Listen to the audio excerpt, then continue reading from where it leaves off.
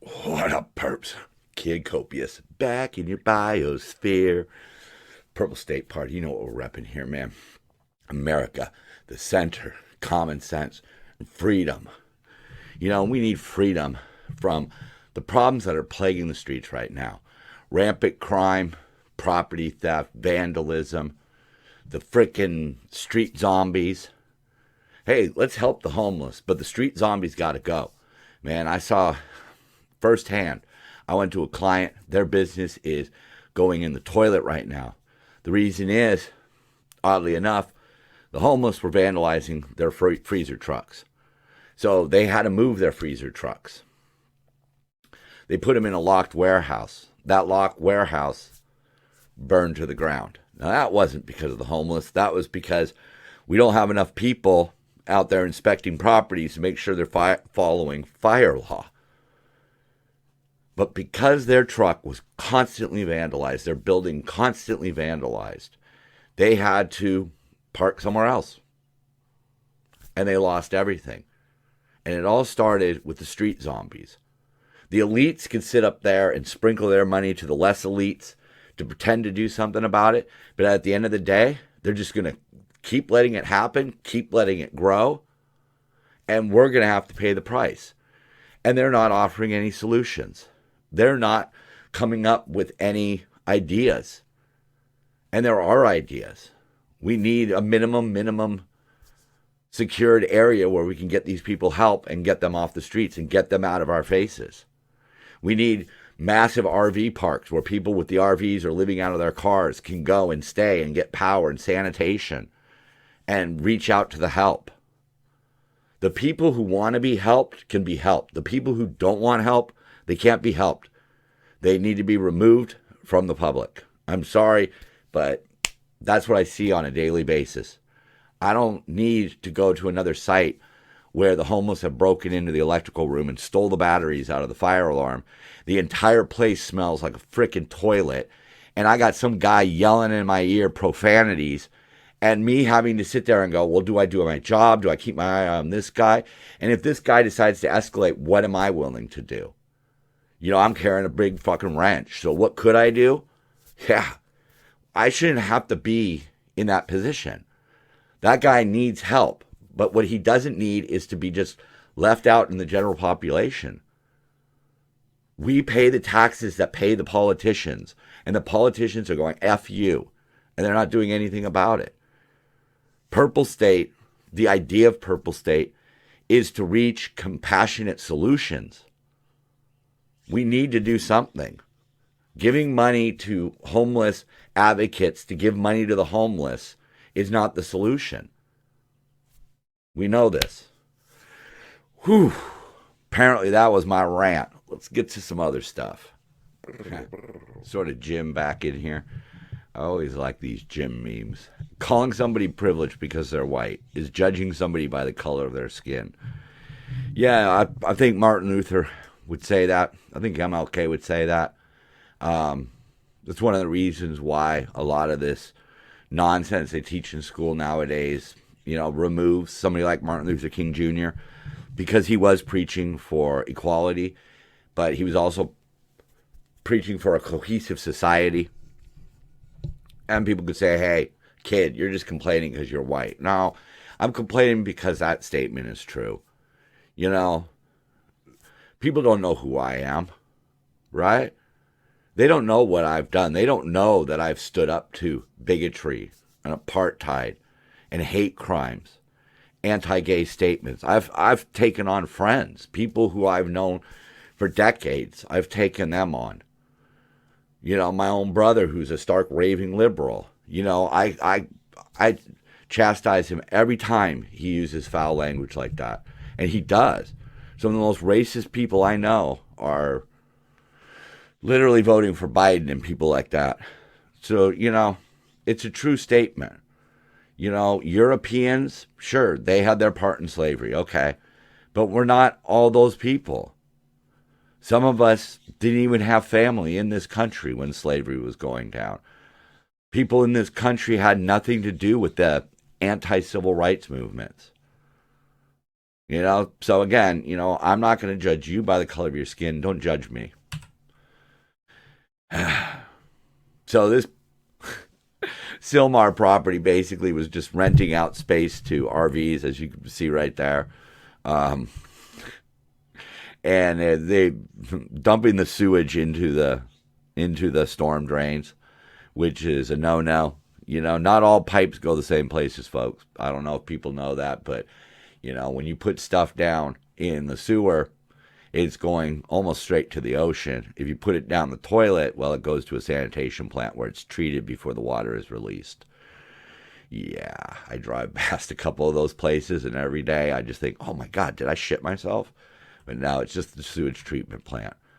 But at least they're doing something. I mean, if this is what it takes, but this is also the cautionary tale of giving these people so much power over our power that they could just turn off the electricity so easily. And when that involves your car's ability to charge, I don't know, you start to raise the Minuteman in me. Anyhow, journalists call Amber Alerts a QAnon adjacent conspiracy. Yeah, this one is frightening to me, that we're seeing almost a defense of child trafficking and pedophilia simply because one side believes it's wrong more than the other side. I don't know, man. This is one of those things where we have to keep up the fight and make people aware that this is an issue. Stop talking about our fucking history, man. Stop going back centuries to find problems when we've got enough problems today. Being against crime added a list of things that is racist. Yeah, we live in this clickbait society now. And if you post an article that says, exercise is a sign of white supremacy, because white people can afford gyms, people are going to read that article and hopefully they're just ignoring this kind of shit. I can't find anything in the Jason Aldean song that references lynchings. The fact that it was in front of a courthouse where there was a lynching, well, go back east and almost every building has history. Every building probably has something good that happened and something bad that happened there. But, clickbait. That's what it's all about. This is one of the New York Post. Was really interesting because, well, as you see, it brings up a philosophy that is shaping American culture and American politics right now. Elites love open borders because lawless immigration doesn't hit them. There is a term which sums up the madness that New York is engaging in when it comes to illegal migrants: luxury beliefs. Wow. Douglas Murray, New York Post. This is the kind of stuff, this is the kind of journalism that we actually need. People who are bringing up the core problems of issues. Luxury beliefs. It was a phrase coined by Rob Henderson, a young social commentator. It sums up the type of performative beliefs that most well-off people engage in to demonstrate their virtue. And why? Because it's not in to flaunt your wealth. A lot of people who are on social media flaunting their wealth are faking it. They take certain, they go to, one of the examples I saw was a social media influencer took a bunch of pictures outside of Comic-Con, but didn't actually have a ticket, but was just selling the illusion, using green screen, stuff like that. But flaunting your values is very much in. It allows a certain type of person to feel and pose as both morally and socially superior to the rest of us. That's what they would think about me. I'm trying to break boxes over here and trying to merge good ideas together into some sort of cohesive political movement. But because I'm not blindly on the left, I'm socially inferior. Okay. There are few luxury beliefs more glaring than encouraging and being in favor of mass illegal migration. Perhaps there are some people who imagine that a country of 300 million really can take in the poor and dispossess of the world and improve their lives. It's a lot like our effect on Mother Nature. We have some effect. We could have some effect on poverty, but the problem is way bigger. Almost most countries have large populations of poverty. In some cases, it's just how you would define it. I mean, there are people out there who are getting by and are happy and content and all that, and they don't have money, so obviously they're poor, but they're still getting by. But we can't take them all in. And they promote ideas like sanctuary cities. They condemn people who secure the southern border.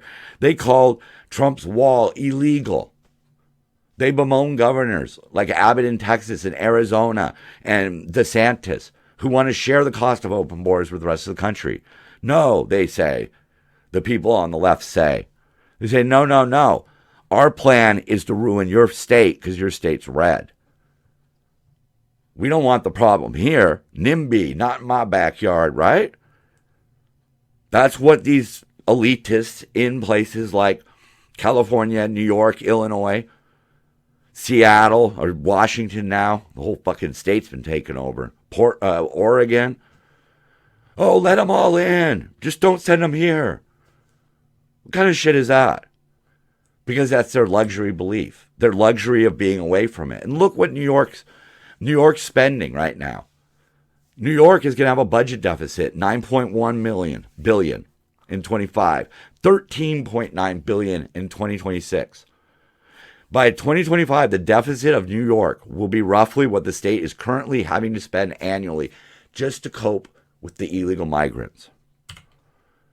Meanwhile, Florida, right? Florida, they're going to have surpluses because they're more careful with their money. And that's, again, that speaks to what Purple State is trying to invoke or get across to people. We can have social programs. We can help people, but we need to be financially responsible. We can't just throw gobs and gobs of money at the homeless problem in California and nothing happened. And so next year we just throw more money at it. Throwing money is not a fucking plan. And that right there is the real cost of luxury beliefs. They get to feel good about themselves. They get to present themselves as morally better than the rest of us. But in the end, they run out of other people's money, taxpayer money, our money. The Democrats realize that a lot of black Americans are starting to become more conservative. Quick, bring out reparations. Quick, label everything as racist. They do the same thing with the Hispanics. They're like, oh shit, the Hispanics are becoming more conservative. We better let more of them in.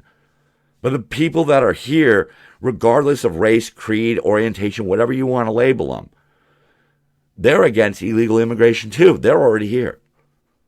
They don't want what they found in America to get ruined simply by a population explosion of people not equipped, able, or whatever to pay into a system that they're going to take a lot of money out of. Somewhere in the neighborhood of 6 million people have simply walked across the border. And amongst all that, it's a more dangerous place. Increased risk of terrorism. He's putting them on planes. He's letting them fly because, oh, they're migrants. We need to give them extra privileges like we give the homeless. Anybody who wants to fuck off in our society, just fuck around. Anybody who just wants to be a blight on humanity will be supported by the left. And I'm not talking about Democrats. I'm talking about the left, okay? Moderate Democrats, perfectly fine with me. I've supported them for decades. But when they got wackadoodle, when they started making promises they could never keep, I left. But in 2 years, 193 suspected terrorists have entered the country illegally. Only 11 in the 4 years of Trump. Why? Because Trump made it a priority to secure our borders. Trump made it a priority to stay out of wars. Trump made it a priority to not make everything so goddamn expensive that we're just literally working to get by. And I'm sorry, this is not a stump for Trump. Okay, that's not what I'm about. All right, but I try not to ignore evidence in front of my face. And I'm seeing what's going on with the Biden plan. I'm seeing the far left. We're seeing it for what it is. Communists and socialists have always been the fringe in America. They are now mainstream, and it's fucking ugly. That is not ugly. That is as cute as yeah, look at him. Look at the red panda. Man, I don't just put them up here because they're cute. I put them up here because, learning about the world, learning that something like a red panda exists, man, that's the important shit in life, man. Exposing yourself to as much as you could possibly expose yourself to. Whatever. Harvard study suggests that Kennedy's wrong about racial progress. Yeah. This goes into looking at Yelp, where certain businesses were labeled as black owned.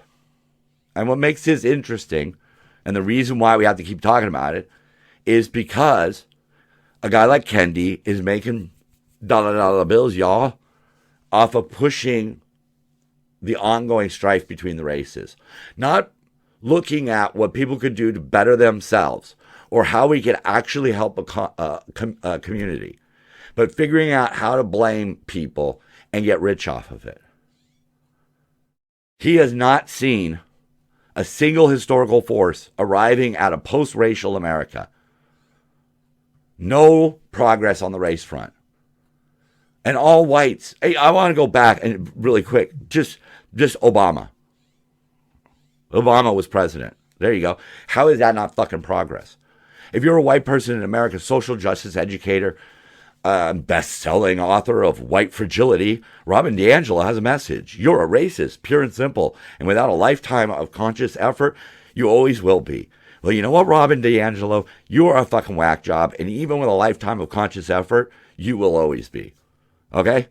You will never change because you make your money off of playing the race card. Just like Kenji.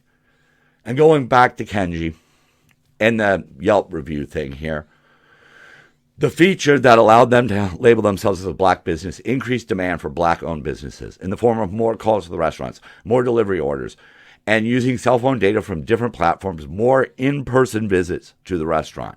Okay, I don't know, Big Brother shit in that, but that's the thing. I don't really care if it's black-owned or not. It's not going to make me go more or less. But the point is not to suggest that we should label everything as who owns it. Because I'll tell you right now, I know from personal experience that people who come from certain nationalities will not eat at one of their nationality. Okay, I knew somebody who was Japanese, and they would not eat at a Japanese restaurant unless they knew it was owned by a Japanese person. Okay, that's fine. Authenticity, all of that. But what's staggering about this is that there wasn't a loss. They didn't lose business because of it, because we have done more. The fact that we have gone from a country with widespread slavery to one where 94% of the people approve of marriages between whites and blacks is no small thing. For reference, in 1961, only 4% approved of such marriage. But they're making their money off of pushing the race card. I'm going to stop this, go through. No, don't want that. Yeah, we don't need to know about that. I mean, San Francisco, and the liberals, they want us all in mass transit. Yet a recent survey of the BART system in Frisco found that 53% of residents knew somebody who had been a victim of crime. 46% said they've witnessed a crime. 18% say they've been a victim. And 44% say that they have never or rarely seen police officers while riding. Yeah. You want to use it, but you want us to all use rapid transit, but you don't want to clean it up. You want us to pay for fucking buses and trains to cart the homeless. That's what you want. Because that's what I see. That's what you have to tolerate.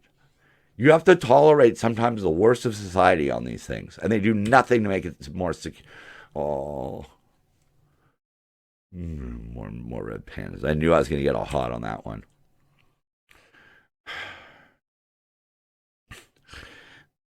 This Burisma thing, Biden says giant oversized check from Burisma that he is holding is right-wing misinformation.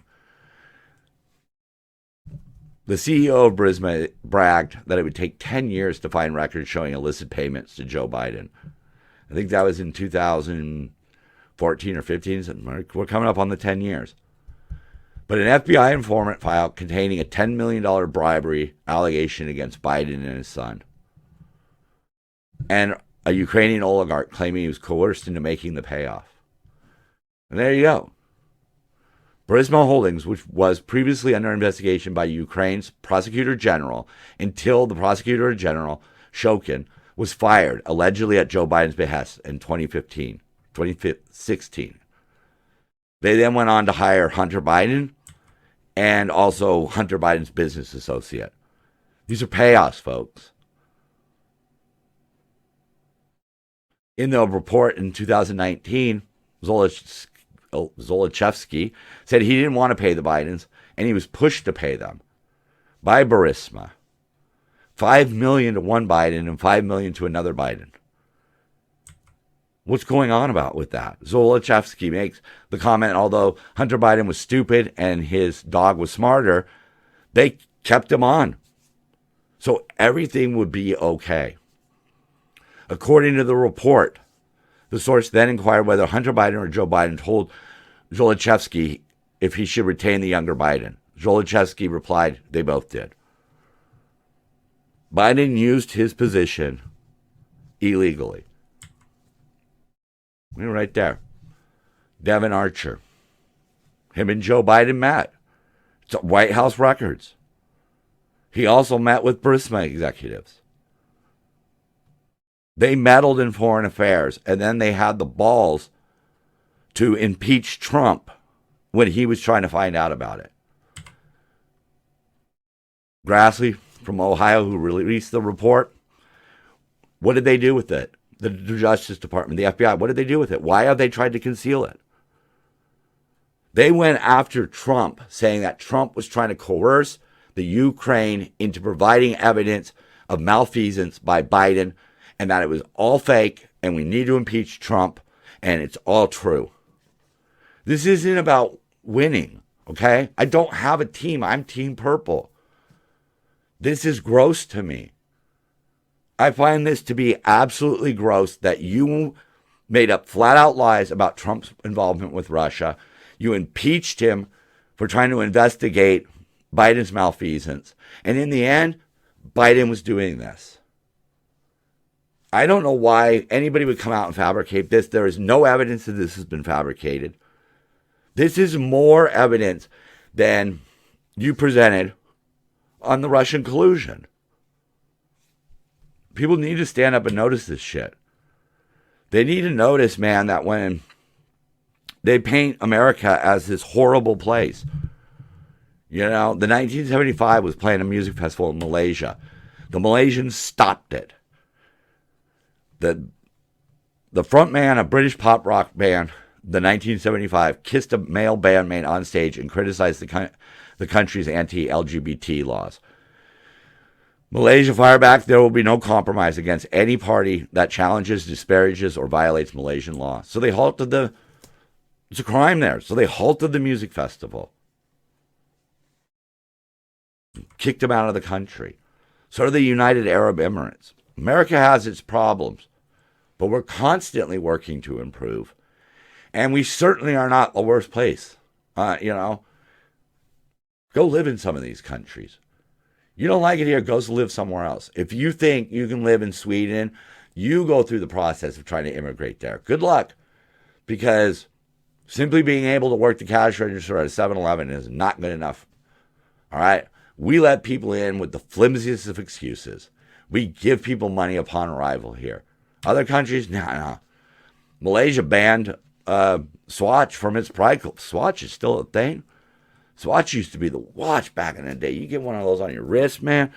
Ooh, the girls, well, yeah, the girls weren't falling for it, but everybody had to have a Swatch. That's an old memory.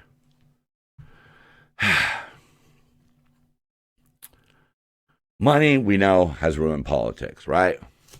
We know this. And it's what drives the whole climate change thing, money.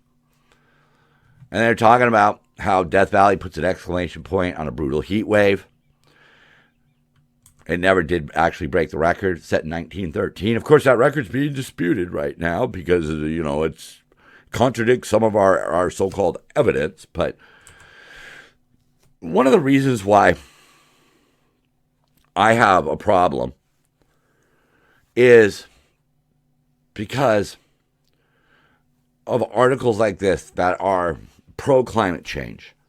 And you look down here, and this is just stupid shit about records and whatever. I mean, if the record has been around for 100 years and we're now breaking it, it conflicts. I mean, I know there's a lot about global weather, local weather, temperatures, all of that. I get it.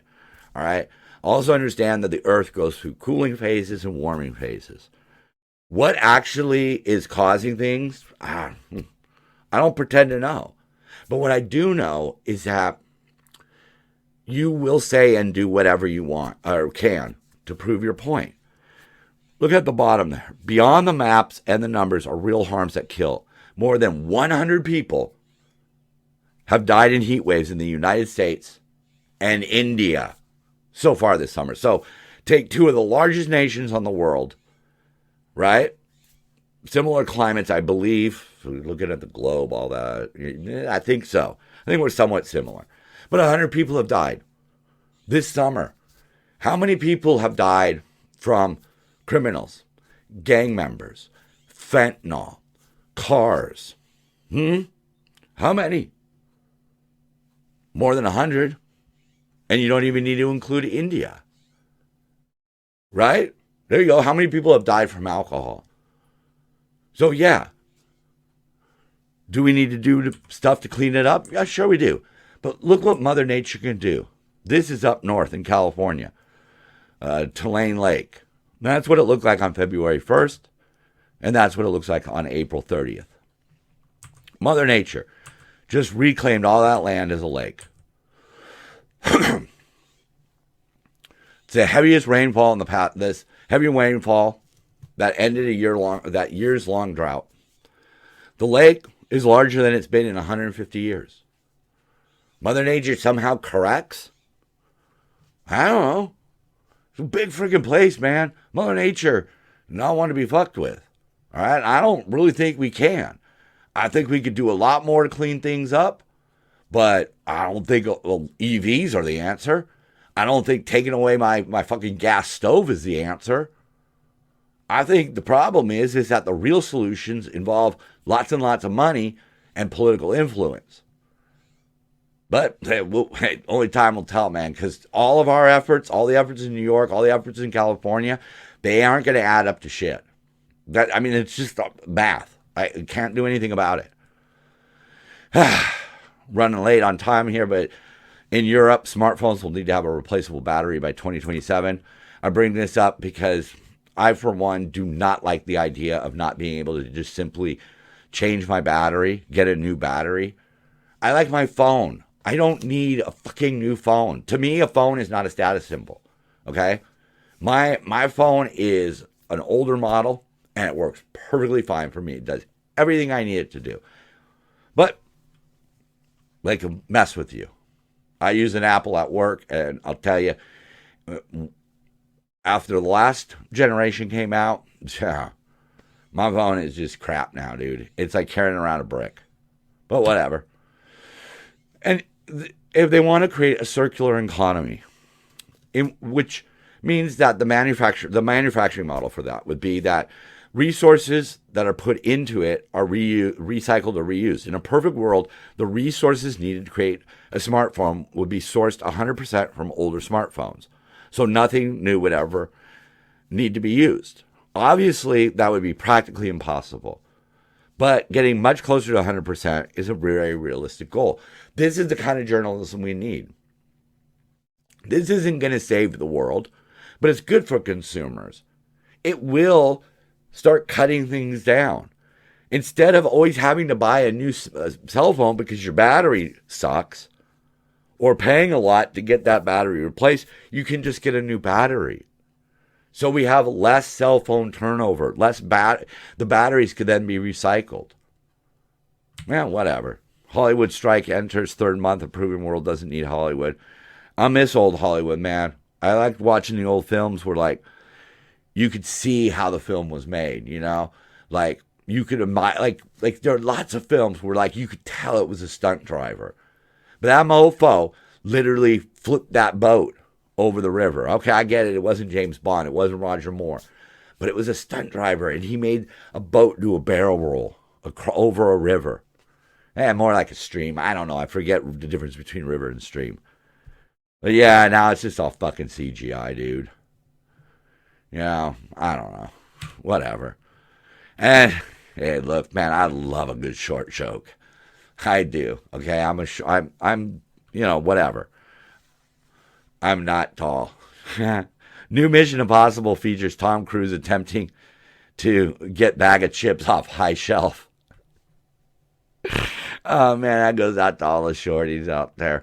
I fucking hate this guy. I feel betrayed by this guy. You know, I grew up Top Gun, Risky Business. And, you know, Scientology is a cult. You know, and I fucking hate cults, man. You know, at one point I was Mormon. People called that a cult. I don't think that was a cult. I don't. I don't think it was really much any different than a religion. But, they had their things. But whatever. No bitter memories, man. I remember all the good times. But Scientology is a load of malarkey, much like the left. It's a load of malarkey. And when I say left, I mean left. I mean socialist. I mean communist.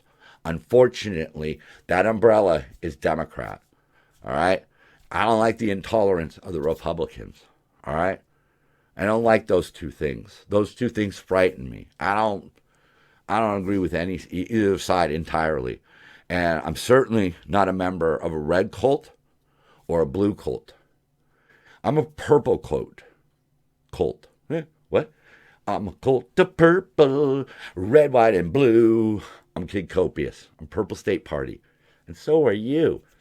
Be kind to one another, man. And think before you act.